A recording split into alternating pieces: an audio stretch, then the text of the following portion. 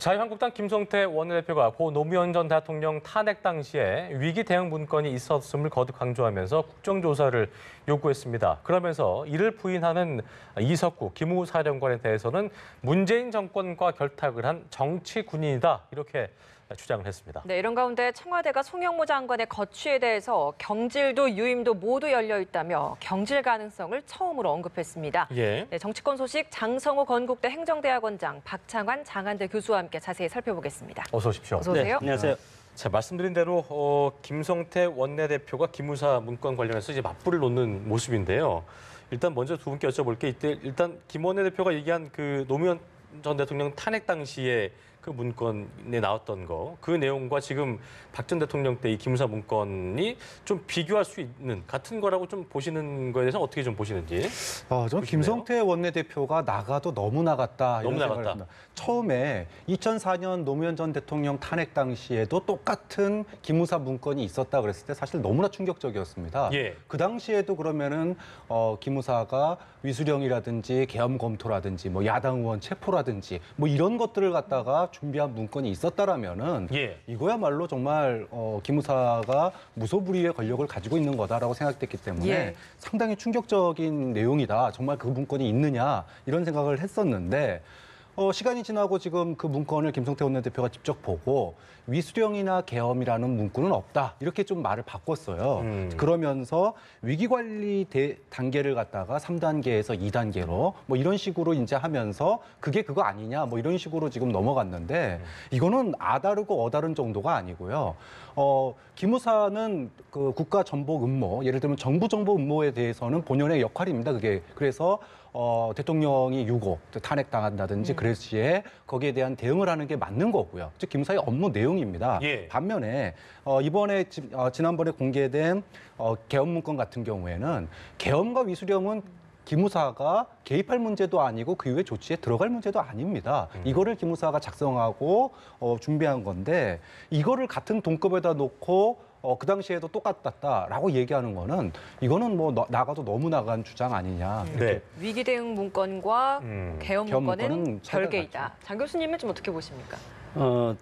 뭐 어떤 법과 제도에 따라서 국가가 운영되기 때문에 여러 가지 기구, 군과 정보기구, 뭐 또 여러 가지 방첩기구 여러 가지 두고 있지 않습니까? 예. 그런 것들이 본질적으로 제 기능을 다 하면 그것은 위기 대응 매뉴얼에 따라서 자연적으로 하는 것이 국가가 굴러가는 것이고 이것이 뭐 여러 가지 재난이라든가 홍수, 뭐 또 눈사태 이런 것들도 마찬가지죠. 지금 폭염도 마찬가지 아닙니까? 예. 자동적으로 국가기구가 이거에 따른 대응 매뉴얼에 따라서 가면 되는데 본질적으로 어떤 기능, 우리가 최초에 만든 헌법적인 구조 에서 부여한 그런 기능에 따라서 어떤 군의 어떤 역할이 그대로 진행되면 되는데 이것이 기능이 변질되면은 이것이 쿠데타가 될 수도 있고 헌법적인 파괴가 될 수 있고 정치 개입이 될 수 있고 왜 정치군이라는 것이 욕을 먹냐면 군의 본질적인 의무는 외적을 방위하는 것 아니겠습니까? 예. 근데 외적을 방위해야 되는 군인이 정치에 개입하기 때문에 이것은 잘못된 것이고 이와 같은 차원에서 봤을 때 우리가 근본적으로 이 두 사안에 대해서는 기능이 변질되냐 변질되지 않았냐 그것을 놓고 따져서 봤을 때는 예. 뭐 제가 봤을 때는 이석구 기무사령관이 예. 지금 이런 김성태 원내대표를 향해서 한 말은 우리는 그때 당시에 지금 우리 문서로 봤을 때는 이것은 기능적으로는 여러 가지 정치에 개입하는 의도가 전혀 없었던 것으로 보인다 이렇게 판단이 되고 다만 이번에 박근혜 전 대통령 탄핵 때는 기능적으로 약간이 변질이 돼서 군이 여러 가지 군의 역할을 뛰어넘어서 과거의 12.12 쿠데타와 같은 그런 역할까지 할 수 있는 그런 데까지 왔기 때문에 잘못된 것이다. 이렇게 저는 뭐 대별적으로 이해를 하면 된다고 봅니다. 예. 그 기본적으로 그러니까 지금 장 교수님 얘기한 대로 군이 할 역할만 하면 되는 건데 이게 좀 변질돼서 정치라는 게 좀 뭔가 거기에 섞이게 된다면 그게 이제 문제라고 말씀해 주셨는데 김 원내대표의 발언 중에 일단 어떤 진실이 확인이 안 된 상태에서 일방적인 뭐 발언이다. 그러니까 정치 군인 발언이 좀 뭐 논란이 되고 있거든요. 이 부분은 어떻게 보셨어요?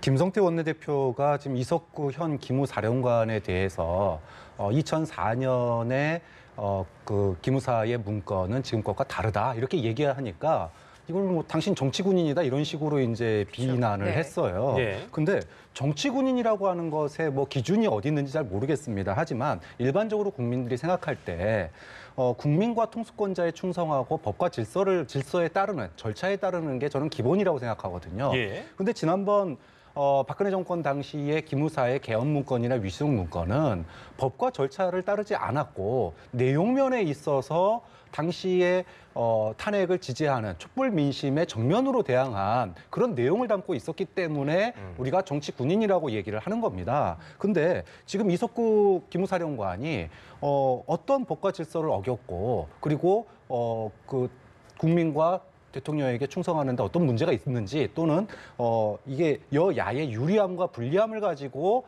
이번 사건을 대하고 있는지 좀 그런 면에서 어떠한 근거도 없이 이석구 사령관을 정치군인이다 이렇게 매도하는 것은 뭐 저는 김성태 원내대표의 너무나 그 정치적인 뭐라 그럴까요?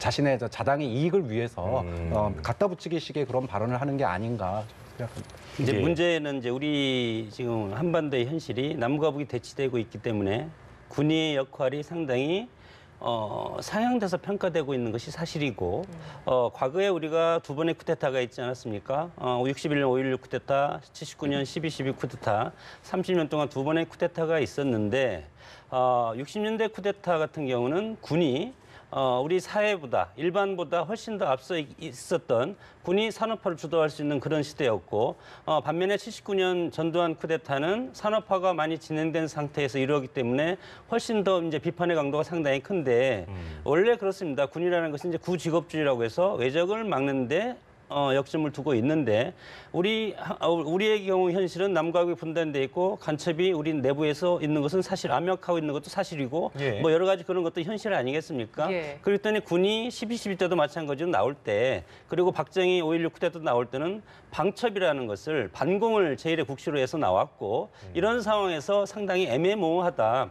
그래서 이런 것들을 과거에 정말 외적만 상대하는 군을 구직업주의라고 했는데 군이 정치에 개입하면서 현실 정치에 개입하는 우리와 같은 경우를 이제 소위 말해서 신직업주의라고 이렇게 이제 평가하는 학자들이 상당히 많다. 그러나 지금은 군이 사회보다 훨씬 앞서가는 것이 아니고 뒤처져 있지 않습니까? 이렇기 때문에 과거처럼 군이 정치 전면에 개입할 수 있는 그런 단계는 이미 지났다고 봅니다. 이런 상황에서 군이 훨씬 더 고강도의 어떤 선진화 그리고 4차 산업혁명에 맞는 그런 군의 어떤 정의화 이런 것들을 이루지 않는다면 군의 역할이 점점 더 민간에게 밀려서 지금 작아지고 있는데 이런 상황에서 정치군인 시비가 일어나는 것은 저는 조금 어불성설이라고 생각이 듭니다. 예, 어쨌든 체질 개선이 좀 필요하다 보시는 거죠? 네, 그렇습니다. 예, 알겠습니다. 한국당은 지금 문재인 정부 군기 문란 진상 규명을 하겠다라고 TF를 만들었고 여기에 맞불로 이제 민주당은 뭐 기무사 TF를 만들어서 서로 공방을 벌이고 있는데 사실 이 기무사 개혁 문제가 국회에서 지금 논란을 일으킬 사안인가라는 의문이 붙거든요. 사실 이번에 이제 기무사의 개헌 문건은 그 내용의 핵심 중에 하나가 예. 언론에 대한 통제와 물론 뭐 개헌이라고 하는 것 자체가 그렇긴 하지만 국회에 대한 국회의 표결을 갖다가 막겠다라고 하는 내용이 들어 있었습니다. 이거는 삼권 분립 그리고 헌법에 반하는 그러니까 대통령이 계엄을 갖다가 선포할 수 있지만 그런 이후에 국회가 또 그걸 그 계엄을 갖다가 취소시킬 수도 있는 게 지금 헌법의 내용이거든요. 예. 근데 그걸 못하게 국회의원들을 갖다가 감금하고 체포하고 뭐 이러겠다는 내용이 들어있기 때문에 국회가 거기에 대해서 따지겠다라고 하는 건 저는 뭐 당연한 얘기라고 생각합니다. 또 그리고 그것을 가지고 여야가 사실 민주당 입장에서 보면 한국당은 그런 그 내란 어떻게 보면은 내란 음모의 결탁 세력이 되는 거니까 당연히 뭐 그럴 것이고 또 한국당 입장에서 보면 자칫하다가 같이 박근혜 정권과 이미 무너진 박근혜 정권과 함께 매장돼야 되는 상황이 돼버리니까 첨예하게 대립을 하고 있는 건데 예. 이제 문제는 이제 기무사가 다시는 이런 정치적인 개입을 못하도록 만드는 게 좀 중요하다고 봐요. 진짜 정부 내에서도 오늘인가요? 이제 뭐 그 개혁안을 갖다가 발표할 것으로 보이는데 그리고 그런 것들을 국회가 제도적으로 군만큼은 정치적인 중립을 그러니까 이번에 개헌 문건도요. 저는 100번 양보해서 개헌 문건을 검토할 수 있다고는 치지만 그 내용에 있어서 절차적인 그리고 절대적인 군의 중립성이 들어가야 되는데 예. 그런 67페이지에 가까운 해석 문건을 보면 그런 중립성이 너무나 편파적이었다는 거거든요. 저는 그런 점에서 비상 상황에서 군이 나설 수 있다고 하더라도 100번 양보해서 그런 절차적인 중립성, 정치적인 중립성을 엄격하게 지킬 수 있는 것, 그것이 이번 기무사 개혁의 처음이자 끝이라고 봅니다. 좀 그런 점에서 기무사 개혁에 대해서 정치권이 눈 똑바로 뜨고 쳐다봐야 되는 건 맞는데 예. 문제는 거기에만 매몰하고 있다는 거죠. 그러니까요. 날도 없고 지금 해결해야 될 민생 문제, 경제 문제 얼마나 많은데. 훨씬 많거든요, 지금. 네, 그렇죠. 예. 그것만 얘기하고 있으니까 문제라는 거죠. 그러니까요.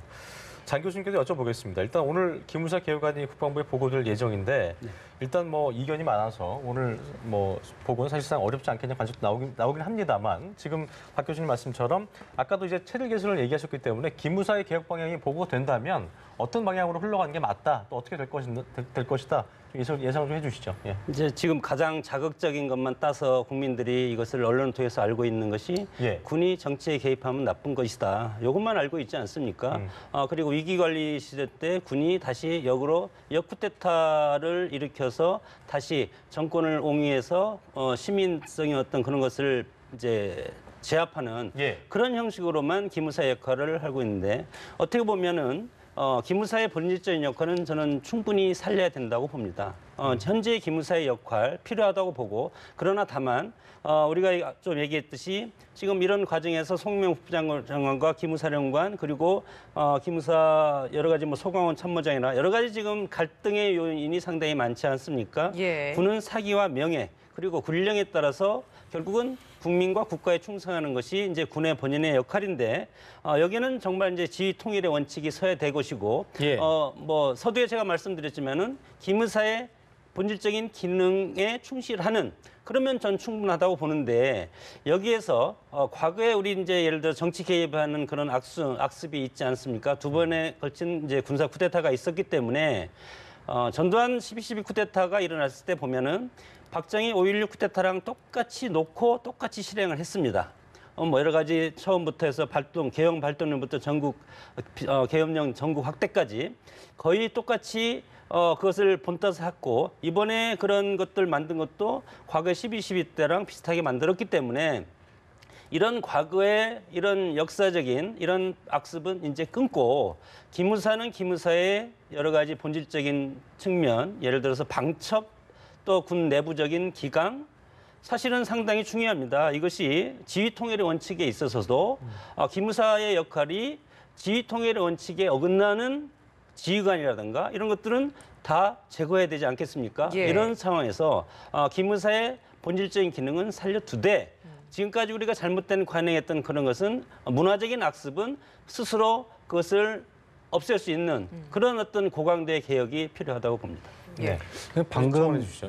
방금 뭐 12.12하고 5.16 쿠데타 얘기만 하셨는데 쿠데타만 정치 개입이 아니죠. 기무사의 쿠데타만 정치 개입이 아닙니다.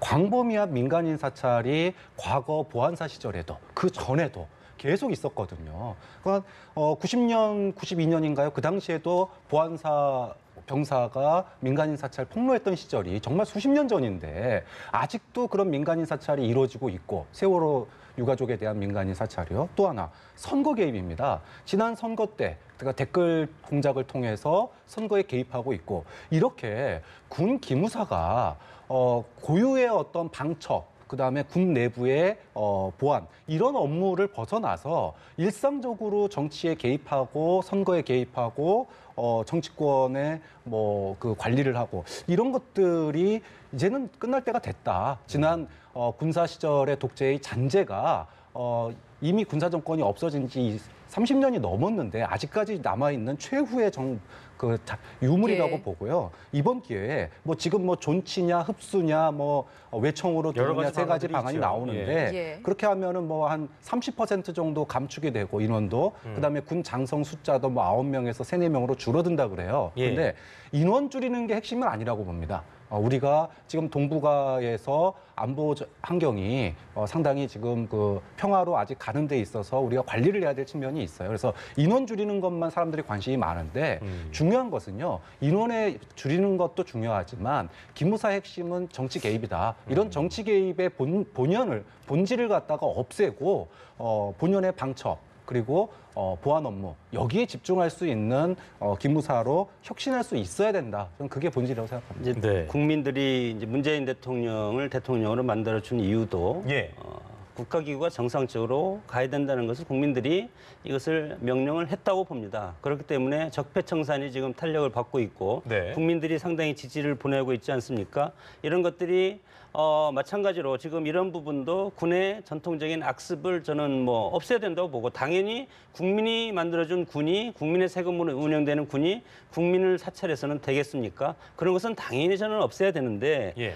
다만 이제 방첩 같은 경우 이제 간첩을 잡는 일이고 그런 간첩을 저 연변에 가서만 잡겠습니까? 국내 암약하는 것도 있지 않겠습니까? 예. 그리고 사이버 안보도 우리가 보이지 않는 대북 북한과 우리의 사이버 전쟁이 상당히 치열하고 밤만 되면은 저 연해주 북쪽에서 계속 우리 한반도로 여러 가지 지금 뭐 디도스라든가 여러 가지 공격이 상당히 치열한데 이런 것들도 당연히 담당해야 되고 다만 우리가 뭐 좀 전에 제가 말씀드렸지 남과 북이 대치되고 있는 상태에서 그러면 과연 방첩 문제가 됐을 때 그러면 간첩이 돌아다니는 것이 국내인지 외국인지 어떤 특정할 수가 없지 않습니까? 그리고 그러면 누군가는 이 방첩 활동을 해야 되는데 그런 기무사가 안 하면 형법상을 둬서 뭐 국정원에서 하든가 경찰에서 하든가 누군가는 해야 되는데 어차피 이 기능은 해야 된다. 본질적인 기능은 해야 되지만 다만 인권 침해라든가 정권을 향한 충성 그리고 민간인 사찰 우리 국민들을 선량한 국민들을 예를 들어서 과거처럼 뭐 끌고 가서 뭐 여러 가지 고문도 하고 그런 것들은 당연히 안 해야 되는 것이 현실인데 네. 다만 이 기능적인 것을 해야 되는데 이것을 잘못하다가는 또 민간인 사찰로서 해서 이제 어떤 정권에 충성하는 충견이다 이렇게 이제 비판을 하니까 네. 그런 것들을 잘 우리가 운영의 의무를 살려야 된다고 봅니다. 보안과 방첩의 임무는 충실을 하되 정치라는 좀 결의를 둘 수 있는 좀 개혁안이 나와야 되는 것인데 지금 그렇죠. 앞서 잠깐 언급해 주셨던 그 세 가지 안이 지금 오늘 안에 좀 하나로 결정이 나서 발표가 될 예정인데 이 세 가지 안 중에서도 지금 좀 이견이 있는 부분이 있다고 하더라고요. 어떤 부분이 좀 이견이 있는 겁니까? 일단 뭐 존치를 하게 된다 그러면은 인력이 지금 한 4,200에서 3,000명 정도로 이렇게 줄 것으로 보입니다. 예. 그렇게 되면은 어떤 기능적인 측면, 아까 말씀드렸던 방첩 업무에 좀 본연의 업무에 충실하고 예. 나머지는 이제 대폭적으로 줄이는 형태. 하지만 기무사라는 이름은 남게 되겠죠. 이름 예. 바꿔서라도. 또 하나는 흡수인데 아예 이제 보안 방첩 업무만 가지고 인원도 줄이고 장성 숫자도 줄여서 국방부 내에 두는 안이 지금 또 하나 이제 두 번째로 유력한 그렇죠. 안이고요. 세 번째는 아예 외부에다가 외청으로 두는 겁니다. 방사청처럼. 예, 따로. 그래서 민간인이 청장을 하고 현역 장성이 이제 부청장을 하고 이런 식인데 지금으로 봐서는 뭐 존치나 흡수 쪽으로 갈 가능성이 높아 보이기는 해요. 네. 하지만 어떤 것이 되더라도 아까 말씀드렸던 본연의 문제, 즉 국내에서 간첩을 잘 잡고 보안을 잘 지키는 업무가 본연의 업무인데 이게 그 조직 형태의 문제나 뭐 사람의 문제라기보다 관행이거든요. 그러니까 너무나 민간인 영역으로 쉽게 들어와서 면회 오는 사람 다 신상 다 털고 정보 다 보고 이런 그런 그 관행 그리고 국회의원들이라든지 또는 그런 군 장성들과의 끝은 만남은 해야 되겠지만 그래서 좀 본연의 업무를 하기에는 너무나 지금 기무사가 정치 친화적인 그런 행태를 해왔기 때문에 네. 이게 조직 바꾼다고 사람 바꾼다고 과연 그런 관행이 근절이 되겠느냐? 저는 그러니까 두 분께서 일맥상통하시는 분이 본질은 살리되 변질은 되지 말아야 된다는 건데 방법적으로 지금 어떻게 하냐는 거죠. 그러니까 지금 말씀하신 대로 바뀌겠느냐는 의심하셨는데 어떤 방법이 있겠어요? 저는 기무사는요. 예. 기무사는 군 내의 업무만 봐야 된다고 봐요. 정확하게. 그러니까 민간인과 관련된 업무는 저는 국정원에다가 과감하게 아예 부서가 왜 손대지 있습니까? 못하게. 당연하죠. 왜 기무사 국정원이 존재하는가에 대해서 국정원도 국정원답지 않고 기무사도 기무사답지 않으니까 이런 일들이 벌어지는 겁니다. 역할 분담을 확실하게 한다. 그렇죠. 그리고 절차를 밟아야 돼요. 민간인과 관련된 일에 대해서는 국정원의 익스큐즈라든지 그런 절차를 밟아서 이게 군의 일이지만 민간인이 관련된 일이지만 예. 군과 밀접하게 돼 있으니 그리고 그 사항들에 대해서 국정원과 협조하면서 저를 하면 된다고 보고요. 협의가 있어야겠죠. 국정원도 마찬가지입니다. 군과 관련된 그런 조사를 할 때는 기무사하고 절차와 계통을 밟아서 하면 되는데 지금 이번에 그 계엄 문건이라든지 이런 것도 보면 공식 부서라고 하는 계엄과가 국방부 내에 있는데 그런 절차와 과정을 거치지 않고 이런 것들이 이루어진다라는 거예요. 그런 점이 저는 이번에 저는 절차와 과정을 법 절차를 준수하는 그리고 영역을 분명하게 정하는 그런 일도 함께 됐으면 좋겠습니다. 교수님께서도 첨언해 주시죠. 네. 저는 권력 구조에서 이것을 찾는데 제왕적 대통령제가 가장 큰 원인이라고 봅니다.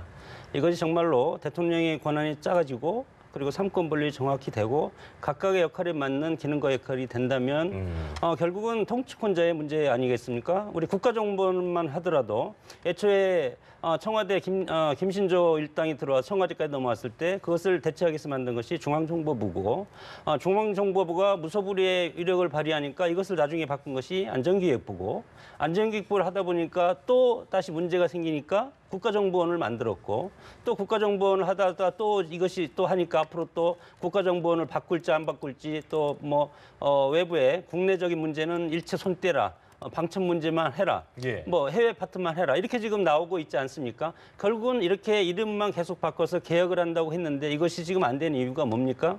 결국은 저는 통치권자가 모든 것을 쥐고 있기 때문에 통치권자가 지시를 하지 않더라도 그 밑에 참모들이 이런 국가기구를 통치권에 유리하게 사용하기 때문에 이런 문제가 저는 발생했다고 보고 지금 문재인 대통령은 이런 거에 대해서 본질적인 기능을 유지할 수 있도록 대통령이 일체 관여하지 못하도록 하겠다. 그렇게 엄명을 하고 있지 않습니까? 저는 이것을 일단 믿고 예. 과거에 이런 것들이 계속 실패했지만 문재인 정부 하에서 지난 박근혜 정부의 탄핵으로 말미암아 들어선 선명세 있는 정부이기 때문에 국가기구의 본연적인 임무를 하고 그리고 여기에 그동안 쌓여있는 수많은 오랫동안의 그 휴민트라든가 여러 가지 아주 큰 관행이죠. 그것도. 아니 그렇죠. 예. 기능이 쌓여 있지 않습니까? 예. 훌륭한 그런 것들을 살릴 수 있는 것을 문재인 대통령, 문재인 정부가 이것을 잘 살려서 이런 기능을 할 수 있게 하면 네, 알겠습니다. 다른 뭐 문제는 저는 없으리라고 봅니다. 알겠습니다.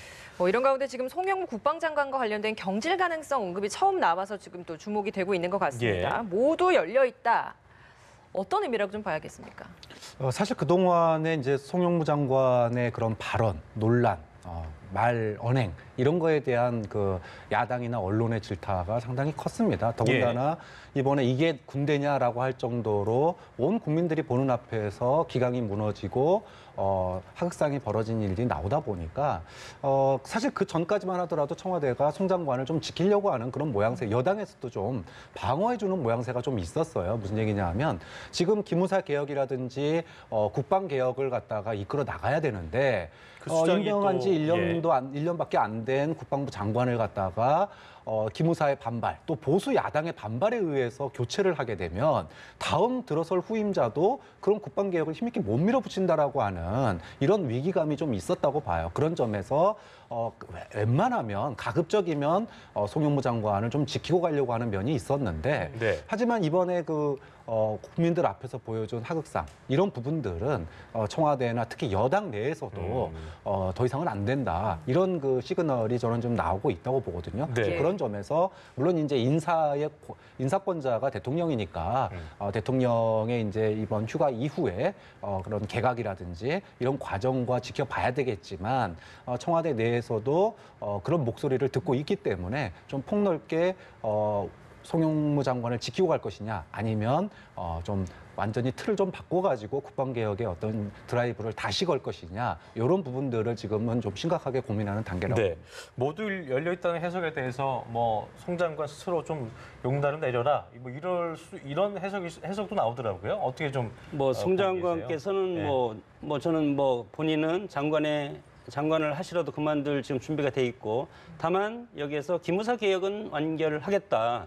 여기에 상당히 큰 의미가 저는 있다고 보는데 이 와중에서 개혁을 군이라는 특수 조직을 개혁하면서 군이라는 것도 군 전체 군인들한테는 어떻게 보면은 제도적 이익 집단이라고 저는 봅니다. 예. 자본주의 사회에서 이런 상황에서 군의 이익이 침해되는 것을 군 스스로 막고자 하는 그런 본질적인 그런 측면이 지금 나오고 있지 않습니까? 이런 상황에서 여러 가지 이런 상황에서 국군이 분열되고 지휘권 난립이 혼란이 되고 이러면 군의 존재 가치가 상당히 치명상을 입을 가능성이 상당히 크다. 그렇기 때문에 장관으로서는 지휘 책임에서 스스로 저는 용퇴를 해야 된다고 생각을 하는데 예. 여기에는 뭐 여러 가지가 개입돼 있다고 봅니다. 물론 기무사 문제도 있고 그리고 지금 송영무 장관이 해군 출신 아닙니까?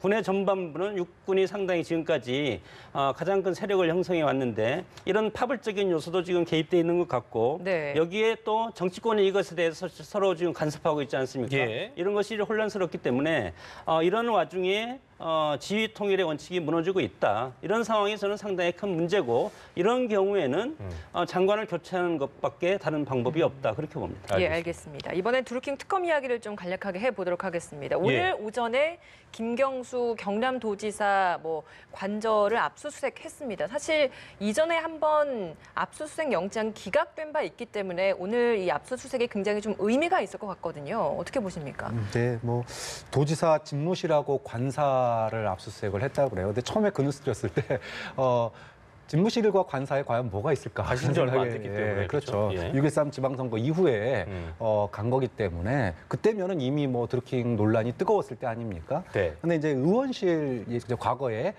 그런 사무실도 지금 이제 압수수색을 하고 있다고 그래요. 그러니까 지금 이제 특검에서 또 하나 걸 보고 있는 게 지방선거를 6.13 지방선거를 대비한 어떤 그런 거래라든지 이런 게 있지 않았느냐 쪽에 포인트를 맞추면서 하고 있는데 어쨌든 저는 그 관사하고 그 집무실을 갖다가 압수수색했다는 건 되게 상징적인 의미가 있다. 즉 별로 나올 것도 없는 그 집무실에 왜 가겠느냐. 그 얘기는 조만간 소환하겠다. 이런 어떤 그 시도라고 봐요. 근데 좀 그런 점에서 이번 주 말이라든지 늦어도 다음 주 초에는 김경수 지사를 소환하지 않겠느냐 이렇게 보이는데 이제 핵심은 저는 증거 싸움이라고 봅니다. 그러니까 이제 드루킹 그 킹크랩 시연회에 대한 그런 그 관련된 증거가 그러니까 불법적인 그렇죠. 여론 조작을 하는 데에 그걸 김경수 지사가 당시에 그걸 인지했는지 또 묵인했는지 또는 일방적인 주작인지 이런 것들에 대한 이 증거가 과연 나오겠느냐 이런 점이 저는 이번 수사의 핵심이 아닌가. 약간 회의적으로 보시는 거죠. 증거를 밝혀내기가 쉽지 않을 것이라는 분석도 있더라고요. 그래서 거기서는 안 나오겠죠. 관사하고 집무실에서 그런 증거가 나오겠습니까? 중요한 건 드루킹 쪽에서 그동안에 그 옥중에서 서신을 보냈지 않습니까? 이거 김경수 의원도 다 알고 있던 문제다 그랬으니까 얼마나 이제 그 드루킹의 협조를 갖다가 이끌어내고 또 관련된 자료를 확보할 수 있느냐가 특검 수사의 핵심이라고 봅니다. 알겠습니다. 예, 한 말씀. 네, 예. 댓글 조작을 했냐 안 했냐 본인은 수많은 사람 중에 한 명이라고 김경수 도지사는 그렇게 얘기를 했고 여기서 공모가 됐냐 안 됐냐 그것이 가장 핵심적인 것이고 그래서 이번 주말에 소환을 하는데 저는 오늘 압수수색은 아무 의미가 없다고 봅니다. 다만 지난번에 드루킹이 USB 그것을 지금 지금 제출하지 않았습니까? 예. 자신의 컴퓨터에 있는 모든 것을 담은 하드에 있는 모든 걸 담은 것을 특검에 제출했기 때문에 여기에 틀림없이 무엇이 나와 있기 때문에 지금 압수수색 영장을 청구해서 지금 형식적인 전 압수수색을 하고 있다고 보고 여기에서 그동안 밝히지 않았던 여러 가지 인스타그램이라든가 이런 것들이 나온다면 김경수 도지사한테는 상당히 큰 치명상이 될 수도 있다고 봅니다. 예. 알겠습니다. 네, 알겠습니다.